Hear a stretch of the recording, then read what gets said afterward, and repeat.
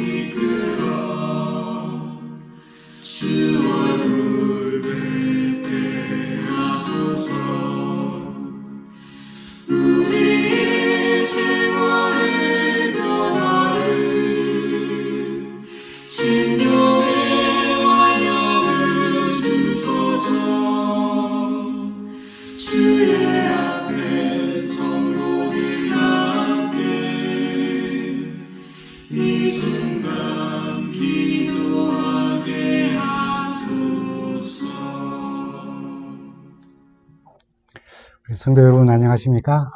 저희는 지난 한 주간 동안 서부 야영회를 참석하고 돌아왔습니다. 새벽 기도회부터 또 오전 말씀 그리고 오후에 분반 강의들 그리고 저녁 집회로 이어지는 시간에 계속 참석을 하면서 특별히 그 하나님의 말씀과 그 능력 안에서 선교사로 봉사하는 분들의 경험을 들으면서 하나님의 말씀의 능력을 함께 나누는 축복된 그리고 은혜로운 시간을 가졌습니다.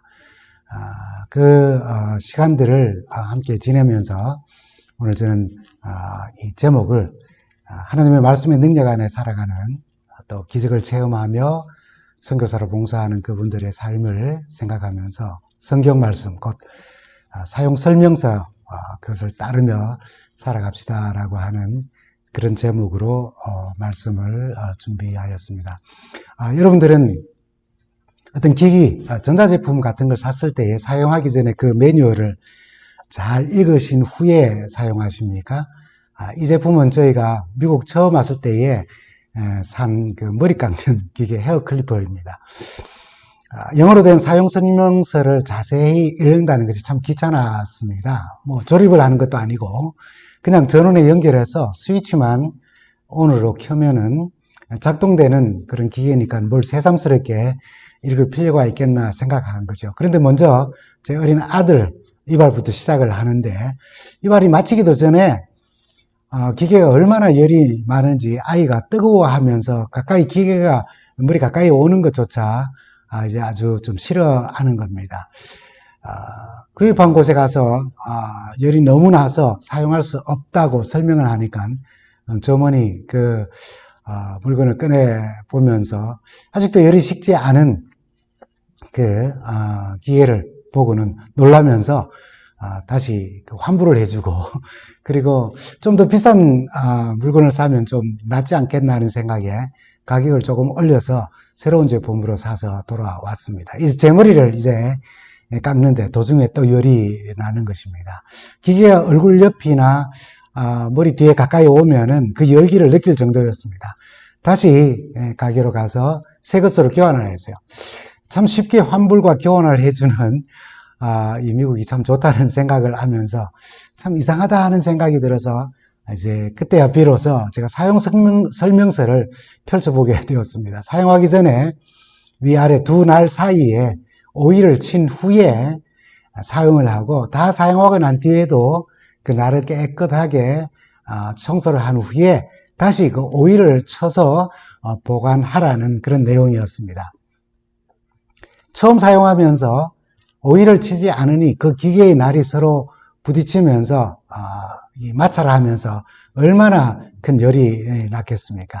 여러분 일반적으로 우리가 사용 설명서 혹은 매뉴얼이라고 하는 것을 우리가 그 의미를 생각해 보면은 거기에는 이렇게 말합니다. 상세한 작업 지침서 또는 누가 하더라도 같은 결과를 낼 수 있도록 작업 방법을 그림이나 사진으로 나타낸 것이라고 그렇게 정의가 내려져 있습니다. 따라서 여러분 매뉴얼은 초보자들이 신속하고 정확하게 그 작업에 익숙해지기 위한 그리고 동일한 결과를 얻기 위한 그 기본을 가르쳐주는 교과서라고 그렇게 할 수 있는 것입니다. 그런데 사용 설명서를 따르지 않아 고장나는 것은 이발 거기에만 있는 것이 아닙니다. 여러분, 잘 아시는 것처럼 서점에 가보면은 수많은 사용 설명서들이 책으로 출판되어져 있습니다. 내 말 사용 방법, 내 발이 건강하면 온몸이 건강하다는 말이었죠. 우리가 애완동물로 키우는 고양이 사용 설명서도 있습니다. 내 남편 사용 설명서도 있습니다.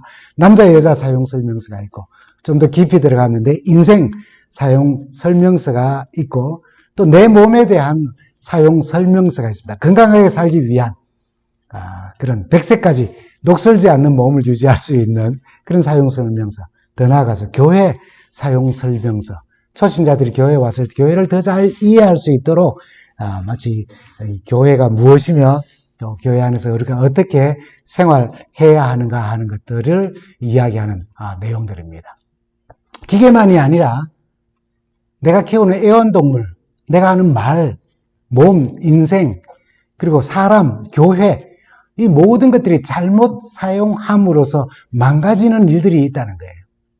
무엇이든지 그것을 만든 사람이나 기업은 자신들의 제품이 불편 없이 잘 사용되어지고 오래도록 고장이 나지 않도록 사용자들에게 매뉴얼, 그 사용 설명서를 꼭 읽어보고 그 지침에 따르고 그렇게 사용하도록 권장을 합니다. 그렇지 않으면 저희들이 실수처럼 좋은 제품을 금방 또 쉽게 망가뜨리거나 또는 제대로 사용할 수가 없게 됩니다. 남편도 아내도 내 몸도 내 인생도 내 말도 그것을 통하여서 행복하고 즐겁고 기쁘게 살 수 있는 지침서가 있다는 것은 참 다행한 일입니다. 물론 마치 머리 깎는 기계에 대해서 다 안다고 생각하고 귀찮아하면서 매뉴얼을 무시하는 것처럼 내 남편, 내 아내에 대해서, 내 몸에 대해서, 내 인생에 대하여서 아주 다 안다고 사소하게 생각하는 것 때문에 사용 지침서가 있는데도 그것을 사용하지 않는다면,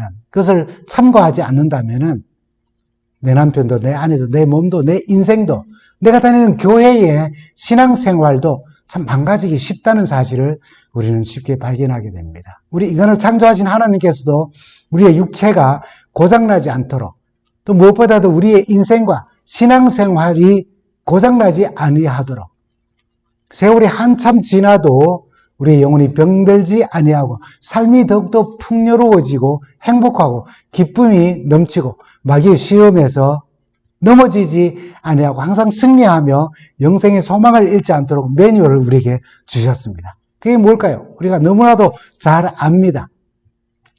시편 119편 105절이죠.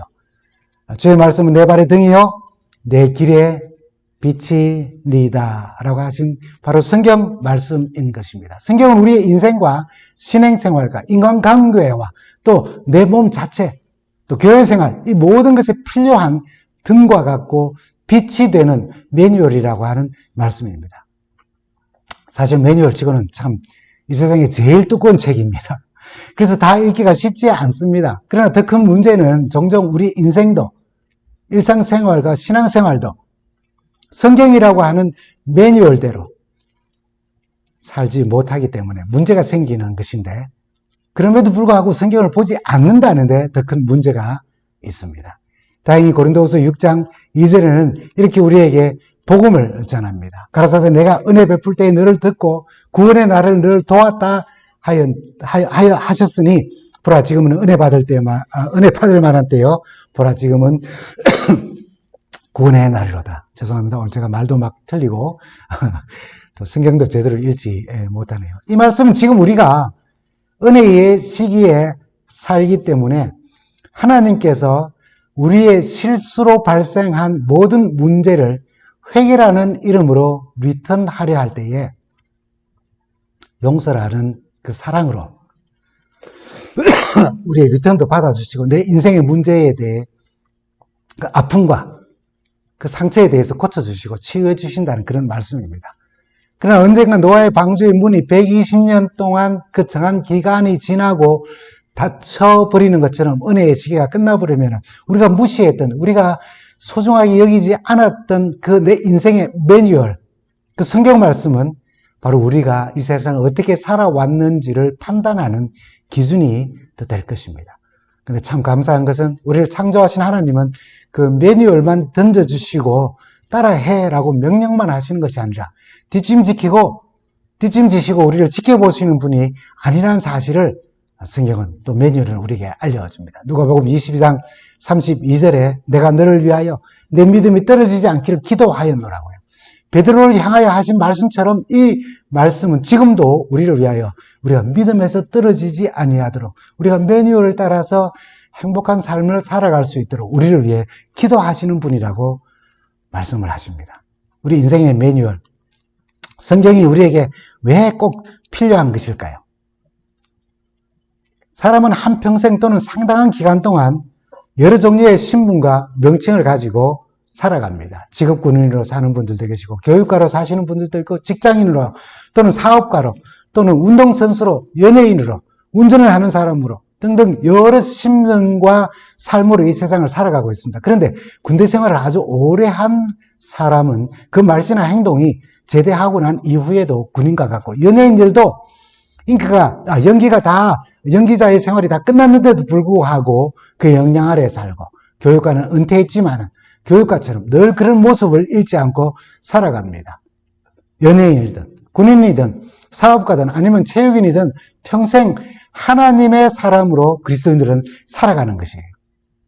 하나님의 사람은 하나님께 속한 사람이며 하나님을 위해서 살든 죽든 하나님의 영광을 위해서 살아가는 사람들입니다. 하늘 사람이기에 하늘나라의 삶의 매뉴얼을 따라 살아가는 사람들이라는 말이죠.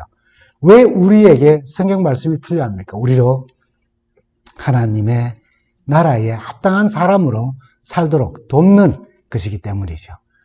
우리 하나님은 우리가 기계만이 아니라 내가 키우는 애완동물도, 내가 하는 말도, 내가 사용하는 내 몸도, 내 인생도 인간관계 속에 서로 만나는 그 만남 속에서도 교회도 잘못 사용해서 망가지는 일이 없기를 원하셔요. 매뉴얼은 바로 사용 설명서입니다. 우리가 이 매뉴얼을 따라 살면은 우리에게 큰 유익이 있다는 사실을 우리는 발견하게 됩니다. 첫째는 바로 나를 만드신 창조주 하나님을 알도록 도와줍니다. 이것은 우리에게 큰 축복된 일입니다. 창조주 하나님을 모르니 우리의 삶이 고장나는 거예요. 창세기 1장 1절에는 우리에게 창조주 하나님을 소개합니다. 태초에 하나님이 천지 만물을 창조하시고 그리고 우리 인간을 그리고 우리가 살아가는 모든 환경을 조성하여 주셨다고 말씀합니다. 어떤 제품이 타 회사 제품의 매뉴얼을 따라서 사용하거나 또 관리될 수가 없습니다. 여러분 우리가 지금 가솔린 자동차를 많이 사용하고 있습니다. 근데 가솔린 자동차를 운행하며 전기 자동차의 매뉴얼을 따라서 편리하다고 엔진 오일을 교체하지 않는다면 심각한 문제에 봉착하게 됩니다. 우리는 창조주 하나님의 뜻을 따라서 하나님의 매뉴얼대로 살아가는 사람들이지 사탄의 매뉴얼을 따라서 세상의 매뉴얼을 따라서 사는 사람들이 아니라는 것이죠.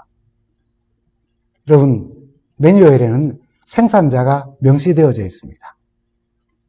그가 누구인지를 잘 소개합니다. 저희 집에 TV에는 LG라고 적혀 있습니다.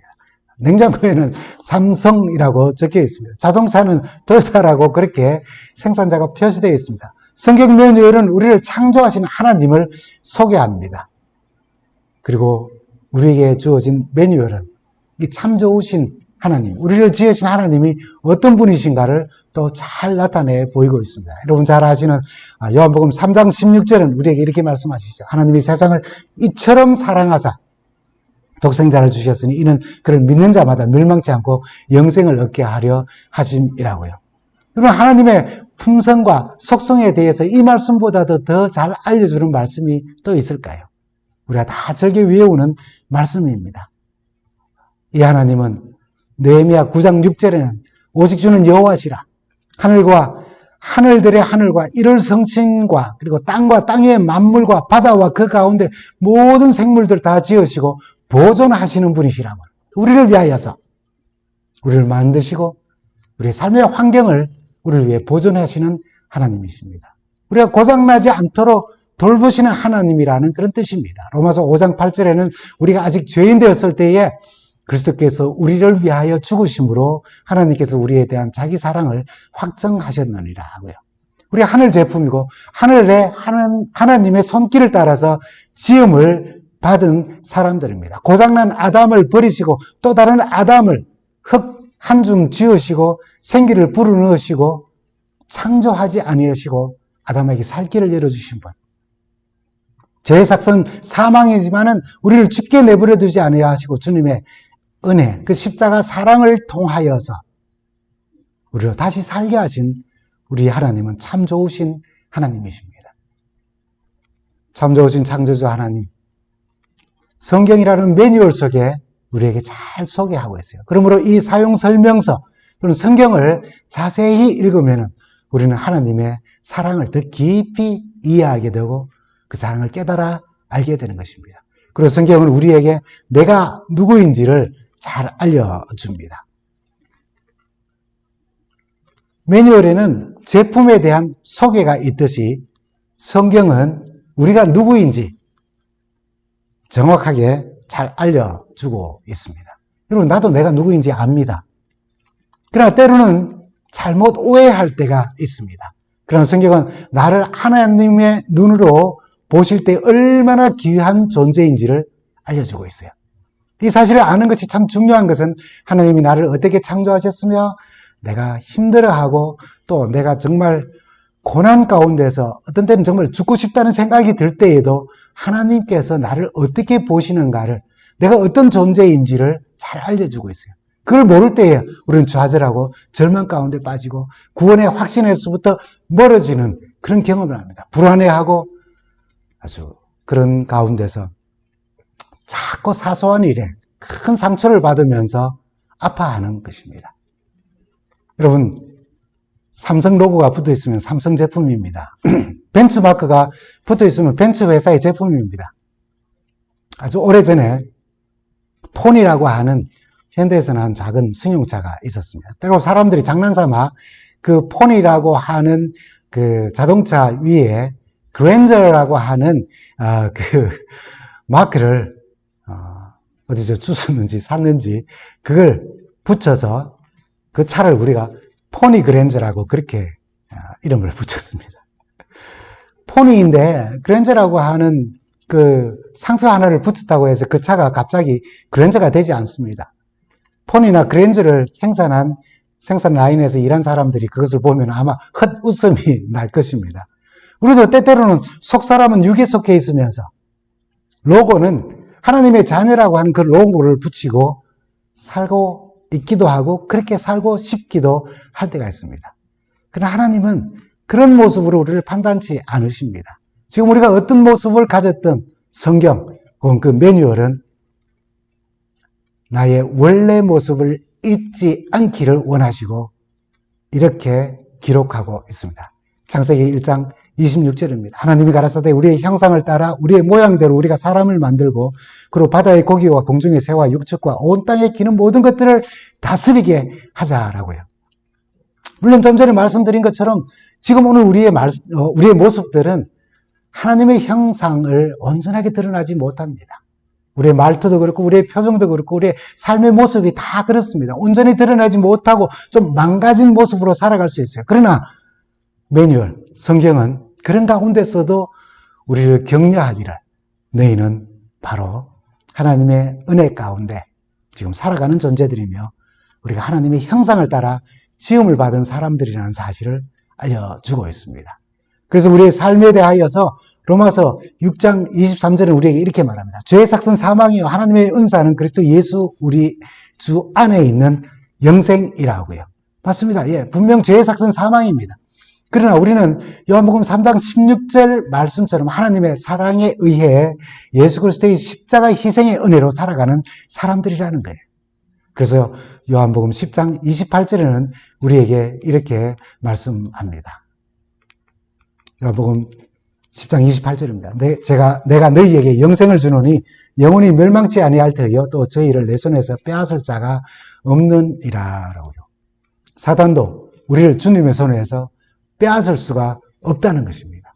때때로 우리가 스스로 불안해하고 불신앙이 우리 마음속에 일어나려고 하는 그런 실망과 좌절을 경험했을 때 죄를 지은 경험 속에서 정말 너무나도 힘들어하는 그런 경험들을 우리가 하고 있다 할지라도, 그래서 우리의 마음속에 불신앙이 일어나고자 하는 그런 때에 이 성경이라는 매뉴얼은 우리가 누구인지를 이렇게 알려주는 것입니다. 스스로 자책하며 다시 일어설 수 없다라고 생각할 때에 매뉴얼, 성경은 우리 하나님께서 우리에게 영생을 주셨는데 그것을 예수님의 손에서 빼앗을 자가 아무도 없다라는 사실을 우리에게 일러줍니다. 우리는 하나님의 형상을 따라 지음을 받은 그리스도 안에서 영생을 얻은 우리들이라고 성서는 분명히 말합니다. 고장난 듯 그렇게 문제가 일어납니다. 그래도 우리를 당신의 형상으로 지으신 하나님의 눈에는 여전히 당신의 자녀로 우리를 여기신다는 사실을 성경, 매뉴얼은 우리에게 선언하고 있는 것입니다. 여러분, 사용 설명서, 성경을 자세히 읽으면은 우리를 만드신 하나님이 우리를 어떻게 만드셨고 우리가 고장났다 할지라도 아직 우리를 버리지 않으시고 그분의 손에서 우리를 빼앗을 자가 없다고 선언하십니다. 성경은 하나님의 눈에 우리가 어떤 존재일을 잘 이렇게 알려주는 것입니다. 여러분, 세 번째 우리에게 주는 유익은 우리가 이제는 우리가 어떻게 살아야 할지를 알려줘요. 우리가 우리 자신을 어떻게 사용해야 할지 또 사용 설명서 안에 포함되어 있어요. 만드신 이를 소개하고 그리고 제조된 제품, 그러니까 내가 누구인지 하나님의 손에 의하여 창조된 내가 누구인지를 알려주면서 그것이 어떻게 사용되어져야 할지를 알려주는 것입니다. 여러분, 어떻게 살지를 모르니 우리가 어떻게 사용되어야 할지도 잘 모르는 것입니다. 그러니 삶이 자꾸 어긋나고 망가지는 경우가 있어요. 요즘 새로 나오는 책들 중에 인생을 가르쳐준다는 책들이 참 많이 있습니다. 성공하는 방법에서 또 역설적으로 실패하는 방법까지 알려주죠.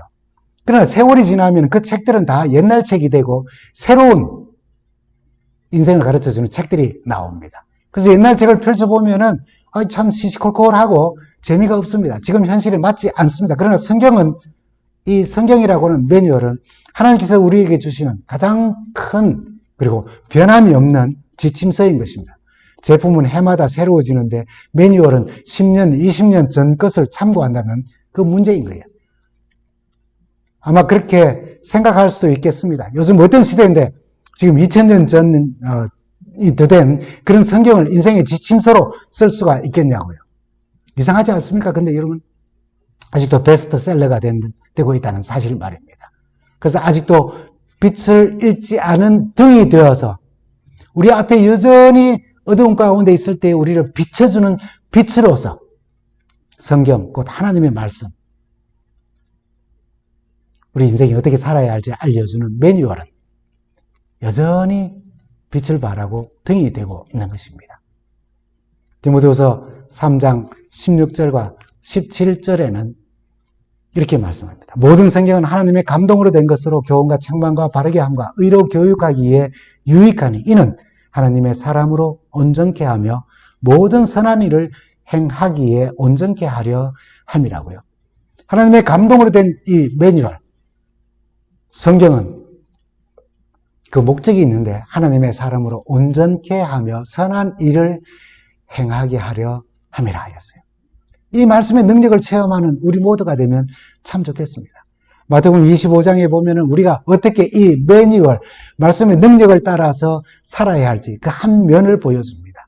우리가 우리 자신을 어떻게 사용해야 할지, 이 세상에 우리에게 주어진 목숨이, 생명이 다 할 때까지 이 세상을 우리가 어떻게 살아야 할지, 이 세상을 향하여서 우리가 어떻게 사용되어져야 할지를 잘 우리에게 알려주고 있습니다. 마태복음 25장 34절부터 40절에 있는 말씀입니다. 그때 임금이 오른편에 있는 자들에게 이르시되 내 아버지께 복받을 자들이여 나와 창세로부터 너희를 위하여 예비된 나라를 상속받으라. 내가 줄일 때에 너희가 먹을 것을 주었고 목마를 때에 마시게 하였고 나그네 되었을 때에 영접하였고 헐벗었을 때에 옷을 입혔고 병들었을 때에 돌보았고 옥에 갇혔을 때 와서 보았느니라. 이에 의인들이 대답하여 이르되 우리가 주여 우리가 어느 때에 주께서 줄이신 것을 보고 음식을 대접하였으며 목마르신 것을 보고 마시게 하였나이까. 어느 때에 낙어되신 것을 보고 영접하였으며 헐벗으신 것을 보고 옷 입혔나이까? 어느 때에 병드신 것이나 옥에 갇힌 것을 보고 가서 배웠나이까? 하리니 임금이 대답하여 이르시되 내가 진실로 너희에게 이르노니 너희가 여기 내 형제 중에 지극히 작은 자 하나에게 한 것이 곧 내게 한 것이리라 하시고, 성경은 이렇게 우리가 어떻게 사용되어져야 할지를, 마치 머리 깎는 기계를 어떤 식으로 사용해야 되는지 매뉴얼에 이야기하는 것처럼 오늘 성서는 우리에게 이 세상에 어떤 존재가 되며 어떻게 사용되어져야 할지를 알려주고 있습니다. 그리스도인은 하늘나라 사람입니다. 하나님의 자녀들입니다. 지극히 작은 자에게 선한 일을 행하며 어떻게 살아가야 할지를 성서는 우리에게 알려주고 있습니다. 때로는 매뉴얼이 귀찮을 때도 있습니다. 매뉴얼 따라 산다는 것 자체가 참 힘들 때도 있습니다. 그러나 매뉴얼을 버릴 수는 없는 것입니다. 무시할 수는 없는 것입니다. 왜냐하면 매뉴얼은 우리가 지금 어떻게 우리 살아야 할지 우리 자신을 살피게 하는 것이고, 그 매뉴얼을 우리가 잊어버리지 않을 때에 우리가 어떤 제품, 우리를 만드신 이가 누구이시며, 그리고 우리가 누구인지, 그리고 만드신 이가 우리가 어떻게 이 세상을 살아가면 좋을지를 자세히 알려주기 때문입니다. 자신의 상태를 모르면은 우리가 혹시 문제가 있다면 그 문제는 더 악화될 수밖에 없습니다. 그러나 매뉴얼은 우리의 문제가 지금 어디에 있는지, 그래서 사용 설명서를 통해서 우리가 어떻게 다시 고침을 받고 제대로 사용되어져야 하는지를 알려주는 것입니다. 마치 오일을 치지 않고 사용함으로 금방 기계가 사용하기 힘들어지게 되는 것처럼 우리 성경은 우리로 하여금 어떻게 살아야 할지를 가르쳐주는 것입니다. 히브리서 4장 12절에는 우리에게 이렇게 말씀합니다. 이 매뉴얼의 힘이 얼마나 큰지, 하나님의 말씀은 살았고 운동력이 있어 좌우의 날선 어떤 검보다도 예리하여 혼과 영과 및 관절과 골수를 찔러 쪼개기까지 하며 또 마음의 생각과 뜻을 감찰한다고요. 이렇게 성경이라고 하는 매뉴얼은 또 다른 제품들의 매뉴얼과는 다릅니다. 그냥 고장납니다라고 하는 것만 알려주는 것이 아니라 이 매뉴얼을 따르면 큰 변화가 일어납니다라고 이야기하는 겁니다. 성경은 우리가 읽고 명상하며 순종할 때에 우리의 삶을 변화시키는 능력이 있는 것입니다. 바로 무에서 유를 창조하신 하나님의 말씀이기 때문에 그렇습니다. 여러 나라에서 봉사하시는 그 선교사들이 하나님의 약속의 말씀을 믿고 그 능력을 힘입어서 수많은 어려움을 극복하고 복음을 전한 것처럼 우리의 삶의 현장에서도 하나님의 말씀은 우리의 생각과 계획과 행동에 대해 찌르고 쪼개기까지 하며 우리의 마음의 생각과 뜻을 감찰하시고 새롭게 하십니다. 이것이 바로 하나님의 말씀의 능력, 이것이 바로 매뉴얼, 성경의 능력인 것입니다. 매뉴얼을 따라 어떻게 살지를 배우고 삶이 달라지기를 간절히 바랍니다. 성경을 자세히 읽으면 읽을수록 하나님의 형상을 따라 지음을 받은 우리가 이 세상을 어떻게 살아야 할지를 더 자세히 알게 되는 것입니다. 여러분, 무디는 이렇게 말했습니다. 성경은 우리에게 단순한 지식을 증가하기 위하여 주어진 것이 아니라 우리의 삶을 변화시키기 위해서 주어진 것이다 라고요. 모든 이들을 위해 세대와 시대와 시간과 공간을 초월하여 힘을 주는 것이 바로 하나님의 말씀입니다. 젊은이든 또 늙은이든 삶의 지혜를 가르쳐줘요. 유식한 사람들에게는 겸손을 배우게 하고 부유한 사람에게는 긍휼한 마음을 가지게 하며 교만한 자에게는 낮아짐에서 얻는 참된 힘을 배우게 하고 가난한 사람들에게는 위로를, 연약한 사람들에게는 권능과 힘을, 걱정이 많은 사람들에게 마음의 평안을, 피곤한 사람들에게는 안식을, 의심하는 사람들에게는 확신을, 죄인들에게는 구원을 주시는 하나님의 능력의 매뉴얼, 말씀이기 때문입니다. 이 말씀의 능력을 체험하는 우리 모두가 되면 참 좋겠습니다. 참고로 성경이 우리 손에 들려지기까지 이야기를 잠깐 좀 나누려고 합니다. 충청남도 서산군 마랑진 포구에 가면은 한국 최초의 성경 전래지라고 하는 비석이 이렇게 세워져 있습니다. 이것이 세워진 것은 2004년 12월입니다. 이 비석이 세워진 배경은 이렇습니다. 마랑진 포구라는 것이 어떻게 우리나라의 성경이 처음으로 전래된 곳인가라고 하는 것입니다. 2002년에 한 고등학교 교사가 조선왕조 실록 48권을 다시 한번 연구하면서 거기 19권에 마량진에서 외국인으로부터 책을 받았다고 기록된 것을 보고 연구의 필요성을 처음 제기하면서 이제 연구가 시작됩니다. 검증된 바에 따르면은 1816년에 9월 4일 영국 정부의 명령을 받고 서해안 일대를 탐사하던 영국 군함이 마량진 앞바다에 도착을 했고, 이들이 활동을 마치고 떠나면서 이 마량진 첨사라고 하죠. 조선시대에 이 마을, 그 마을을 지키는 군대의 우두머리 직분을 가진 사람을 그렇게 칭했던 것 같습니다. 그리고 그 조대복이라고 하는 사람과 비인현이라고 하는 그 마을의 우두머리인 현갑에게, 이승열에게 영어로 된 성경책을 전한 곳이라고 하는 것이 이제 확인되어졌습니다. 한국 기독교회는 이 언더우드와 아펜젤러 선교사가 입국한 1885년을 기점으로 기독교 선교를 기념합니다. 그러나 이 언더우드와 아펜젤러가 1885년에 조선에 발을 딛기 이전부터 알렌이라고 하는 사람과 스탠턴이라고 하는 선교사가 입국을 한 적이 있습니다. 한글 성경을 번역을 해서 출판한 존 러스가 있습니다. 1882년에 그러죠. 그 전에 또 1866년에 거슬러 올라가면 평양 대동강에서 순교한 영국의 토마스 선교사가 있었습니다.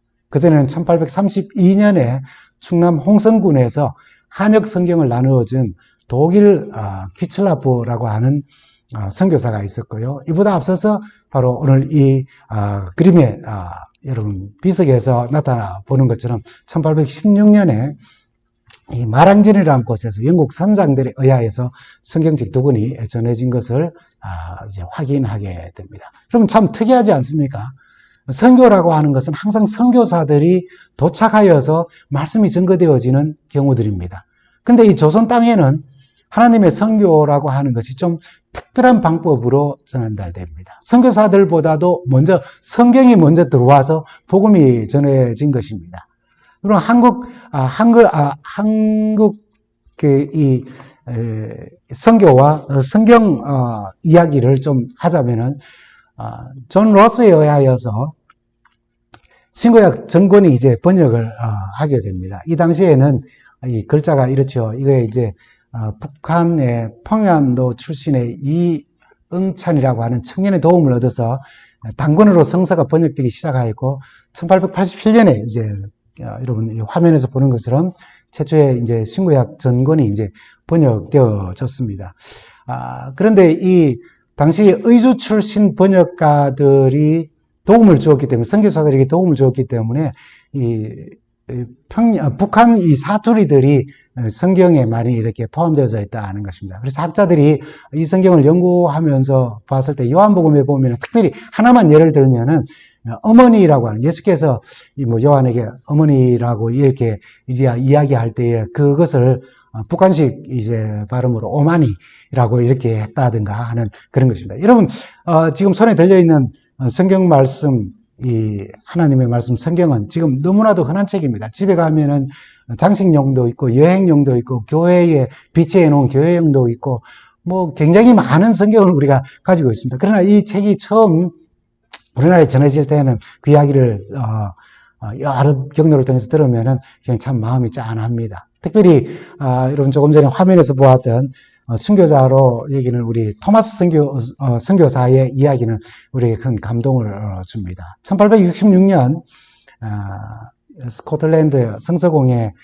후원을 받아가지고 통역사의 자격으로 미국 국적의 무장상선인 제너럴 셔먼 호에 승선을 하여서 대동강으로 왔습니다. 당시 조선은 거듭되는 외세의 열강에 이제 우리 자국을 보호하기 위해서 대원군이 쇄국 전책을 합니다. 그래서 어느 때보다도 외국인에 대한 감정이 아주 나쁜 시기였죠. 그래서 1866년 8월 27일에 평양의 한 포구에 정박한 이 셔먼호는 조선을 향해서 강력한 통상을 무역 교류지요 요구하면서 조선인 군인을 이렇게 억류하고 총과 포를 쏘아서 사상자를 내는 그런 강압적인 행동을 거듭합니다. 그러다가 9월 2일에 이 배가 좌초를 하게 되지요. 이 격분한 이제 조선 군인들이 이 좌초한 배를 공격하여서 타고 있던 모든 사람들 다 이제 살상하게 됩니다. 그 사건이 바로 1871년에 미국과 조선의 전쟁인 신미양요의 빌미가 되어졌다는 것을 역사 속에서 우리가 잘 알고 있죠. 조선의 군인들이 배를 공격하자 배에서 탈출을 시도하던 이 토마스도 이때 27살의 나이에 목숨을 잃게 됩니다. 조선인 군인들에게 죽임을 당하면서도 그런 성경을 나누어 줍니다. 토마스에게 성경을 받은 이들은 이 중에 많은 사람들이 평양에서 훗날 유력한 신앙인들이 되었다는 기록이 남아 있습니다. 죽으면서도 성경을 전하고 그 성경을 받았던 이제 군사 박춘권이 평양교회의 나중에 장로가 됩니다. 토마스의 성경책을 받았던 13살, 그 당시 13살이었던 최치량이라고 하는 이 어린 소녀는 이 서양 물건이라고 하여서 평양성을 지키는 군사 박영식에게 이 성경을 이렇게 신고하듯 이렇게 전하게 됩니다. 박영식은 이 성경책을 받아가지고 뭐 읽지는 못하고 그냥 자기 집 벽지로 다 이렇게 사용합니다. 여러분 옛날에 어릴 적에 저희 집에 벽지를 신문지를 벽지로 삼았던 그런 때가 있었지 않습니까? 근데 27년이 흐르고 난 뒤에 이 최치량이라고 하는 사람은 성경을 전했던 박영식의 집을 구입하게 됩니다. 그리고 주막집으로 사용합니다. 근데 그 주막집 내부가 이제 벽지가 뭡니까? 이제 성경으로 다 발려져 있는 것입니다. 참 아이러니하게도 1894년에 사뮤엘 오스틴 모펫이라고 하는 선교사, 우리 한국 이름을 가졌는데 마포 삼렬이라고 하는 선교사가 평양에 와서 이 주막에 잠깐 머물면서 성경이 벽지로 사용되어져서 온 집이 별바닥이 다 이 성경으로 도배되어 있는 것을 봅니다. 그래서 주인 최치량을 불러서 많은 이야기를 하게 되고 이 최치량이 그리스도인이 되게 됩니다. 그래서 그 주막집은 우리 한국 기독교 역사에 참고를 해보면은 이제 널다리 교회라고 하는 교회의 전신이 되지요. 나중에 거기가 장대현 교회의 전신이 됩니다. 이곳이 바로 후에 우리 한국 기독교회 사회에서 부흥의 역사를 말할 때 빠뜨릴 수 없는 부흥 역사를 이야기하는 평양 대부흥 운동을 일으킨 그곳으로 우리에게 잘 알려져 있는 교회가 됩니다. 이 평양은 동방의 예루살렘이라고 하는 그런 별명을 얻게 되죠. 여러분 이 한 권의 책이 주막집에 벽지로 도배되어져 있었지만은 그 한 권의 성경책 그 말씀이 평양이라고 하는 곳에 복음화하는 하나의 전초 기지가 되었고 하나님의 말씀의 능력으로 오늘 우리가 변화되어서 이렇게 이 지역사를 위하여서 섬기고 봉사하는 교회의 일원으로 우리가 존재하게 되었다는 사실을 여러분 생각해 보십시오. 하나님의 말씀은 히브리서 4장 12절에 있는 말씀처럼 그것이 우리에게 읽혀지고 적용되어질 때는 우리의 마음의 생각과 뜻을 새롭게 합니다. 행동을 바꾸는 것입니다. 변화시키는 것입니다. 여러분 다시 한번 시편 119편 105절에 있는 말씀을 함께 보겠습니다. 주의 말씀은 내 발의 등이요 내 길의 빛이니이다. 우리 읽지 않지만은 히브리서 4장 12절에 있는 말씀도 꼭 함께 생각하십시오. 우리의 삶을 변화시키는 찔러서 쪼개게 하시는 그 능력의 말씀 말입니다. 우리 아리조나 신앙 공동체가 매일 하나님의 말씀을 읽고 명상하며 매뉴얼을 따라서 말씀대로 살아가서 성경에 기록된 하나님의 말씀을 우리가 읽을 수 있게 되기를 간절히 바랍니다. 그 말씀을 통해서 하나님께서 우리를 얼마나 사랑하시는지 그리고 우리가 어떤 존재인지 그리고 하나님께서는 이 매뉴얼을 통해서 우리가 이 세상을 어떻게 살아가기를 원하시는지 이 세상이 어떤 존재로 사용되기를 원하시는지를 깊이 깨달아 알고 그 매뉴얼을 따라 살아가면서 다시 오시는 우리 주님을 뵙는 우리 모두가 되기를 간절히 바랍니다.